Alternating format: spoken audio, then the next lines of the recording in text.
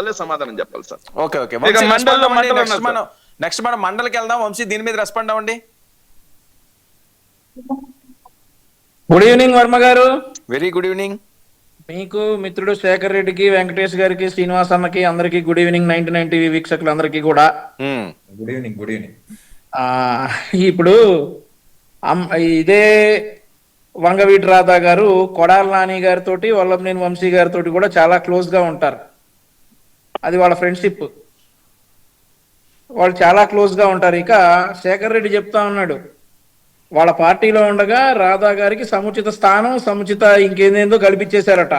కానీ పాపం వాళ్ళ నాన్నగారి విగ్రహం ఓపెన్ చేయడానికి కూడా పర్మిషన్ వెళ్ళాల్సినటువంటి పరిస్థితుల్లోనే రాధా గారి పార్టీలో నుండి బయటకు వచ్చేసింది. ఇక ఆ తర్వాత రాధా గారికి ఏం చేయట్లేదు కూటమి ప్రభుత్వం అనేటటువంటి విషయాలు చాలా బాధపడిపోతా ఉన్నాడు శేఖర్ రెడ్డి గారు. ఏం బాధ అవసరం లేదు, రాధా గారికి ఖచ్చితంగా సముచిత స్థానం ఉంది, ఆయనకు ఆ గ్యారంటీ ఉంది, ఆయనకు ఆ నమ్మకం ఉంది, ఆయన చాలా చక్కగా కొనసాగుతా ఉన్నారు.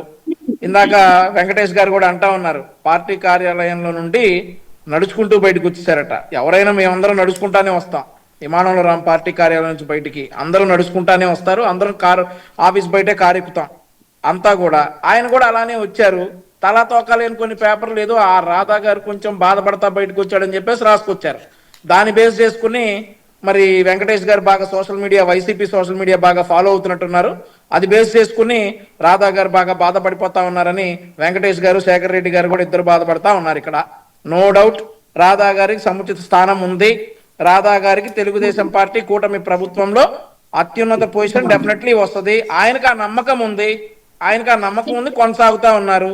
అయితే ఇదే ఫ్రెండ్షిప్ ఆయన కొడాల నాని గారితో, వల్లభనేని వంశీ గారితో కూడా చేస్తారు.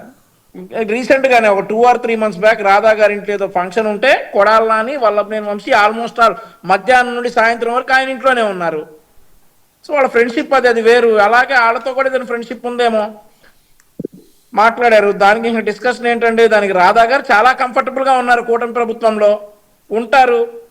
మళ్ళీ ఇంకొకసారి వైఎస్ఆర్ కాంగ్రెస్ పార్టీ అనేటటువంటి పార్టీ జోలికి ఆయన వెళ్ళడం, ఆయన ఆ పార్టీలో జాయిన్ అవటమో లేదంటే ఇంకేదైనా చేయటం అనేది అసలు జరగదు. ఏంటి కాపు సామాజిక వర్గం ఇదేంటి అంబటి గారు చేసిన కామెంట్స్ అవనియండి, ఏవో చేల్చాలని చూస్తున్నారు అని ఇది కూడా అవుతున్నది. పవన్ కళ్యాణ్ గారికి ఆ కార్డు ఇంక ఫిక్స్డ్ గా తగిలించి వర్మ గారు ఈ ప్యానెల్లో మీతో సహా దేవుడు ఆయుషిస్తే ఇంకో 30 సంవత్సరాలు రాజకీయాల్లో ఉంటాం, మీరు జర్నలిజంలో ఉంటారు, ఆయన న్యాయ వ్యవస్థలో ఉంటారు, వెంకటేష్ గారు ఇంట్రెస్ట్ ఉంటే రాజకీయాల్లోకి వస్తారు. మీతో సహా అందరం ఇంకో 30 సంవత్సరాలు దేవుడు ఆయుషిస్తే రాజకీయాల్లో ఉంటాం.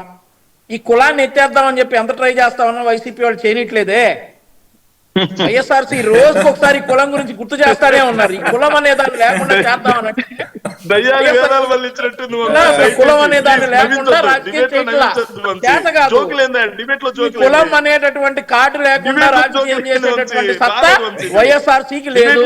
ఈ రోజు కులాల మధ్య గొడవలు పెట్టాలి, 2 కులాలు గొడవలు పడితేనే రాష్ట్రంలో మళ్ళీ అధికారంలోకి వస్తామనేటటువంటి భావనలో ఉన్నటువంటి వైఎస్ఆర్సీ చేస్తున్నటువంటి దుర్మార్గాలు ఇవన్నీ కూడా.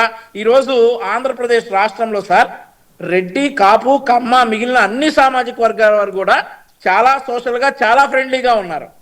అది నచ్చినటువంటి వైఎస్ఆర్సీ పార్టీ చేస్తున్నటువంటి పోరాటాల్లో భాగమే ఇవన్నీ కూడా.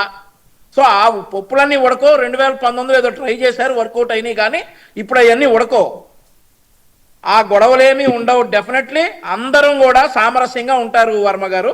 ఎవరు ఎలాంటి గొడవలు పడరు. కూటమి నిక్షిప్తంగా ఉంటది, ఏమీ డ్యామేజ్ అవ్వదు. డెఫినెట్లీ వైఎస్ఆర్సీ మళ్ళీ ఇంకొకసారి 2024లో 29లో కూడా మాకు ప్రతిపక్ష హోదా ఇవ్వాలని చెప్పేసి మరొకసారి ఆ ప్లకార్డులు పట్టుకుని వస్తారని అయితే నేనైతే ఆశిస్తా ఉన్నా. చిలక దోషం పెట్టుకో. నువ్వేనా చిలకవే, నువ్వు చెప్పు, నేను చెప్తా జనాలకి. నువ్వు చెప్పు, నేను చెప్తా. మీరు చెప్పారుగా 19-24 మధ్య చిలక జోస్యం చెప్పాగా 11 వైనాట్ 175 చిలక జోస్యం చెప్పాగా ఇట్లా అయింది. మీరు ప్రతిపక్ష హోదా ఈ రోజు అడుకోవాల్సి వస్తుంది. ప్రతిపక్ష హోదా అడుకోవాల్సి వస్తుంది ఈ రోజు. అట్లాంటి చెప్పి పెట్టకదని చెప్పి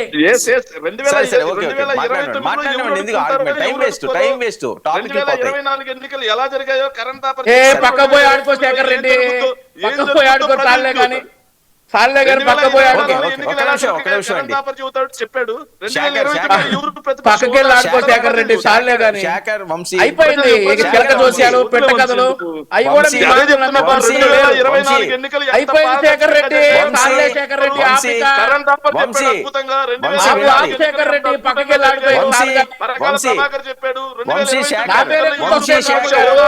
మాట్లాడుతూ శేఖర్ రెడ్డి పేరు గుర్తురాదేంటి మీకు? చిలక జోస్యం చెప్పన్నాడు కదా, అవి చెప్పే కదా ఈ జోస్యానికి వచ్చారు. ఆ చిలక జోస్యాలు, ఆ పెట్ట కథలు చెప్పే కదా ఈ రోజు ప్రతిపక్ష హోదా అడుగుతున్నారు. వర్మ గారు, ఆ చిలక జోస్యాలు, ఆ పెట్ట కథలు చెప్పే కదా ఈ రోజు ప్రతిపక్ష హోదా అడుక్కుంటుంది వీళ్ళు. అవన్నీ చెప్పే కదా ఈ రోజు ప్రతిపక్ష హోదా అడుక్కునే స్థాయికి దిగజారిపోయింది.